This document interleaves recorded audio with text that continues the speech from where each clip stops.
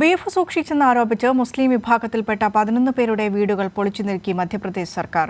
ഗോത്രമേഖലയായ മണ്ഡലയിലാണ് മുന്നറിയിപ്പ് നോട്ടീസുകൾ പോലും കൈമാറാതെയുള്ള പോലീസ് നടപടി. അതേസമയം നിയമവിരുദ്ധമായി ബീഫ് കൈവശം വെച്ചതിനെ തുടർന്നാണ് നടപടിയെന്നാണ് അധികൃതരുടെ ന്യായീകരണം.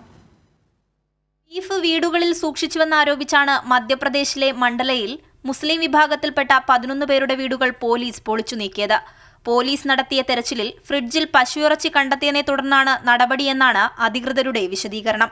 മാത്രമല്ല, വീടിനു പുറകിലായി അറുക്കാനായി പശുക്കളെ കെട്ടിയിട്ടിരുന്നതായും പോലീസ് പറയുന്നു.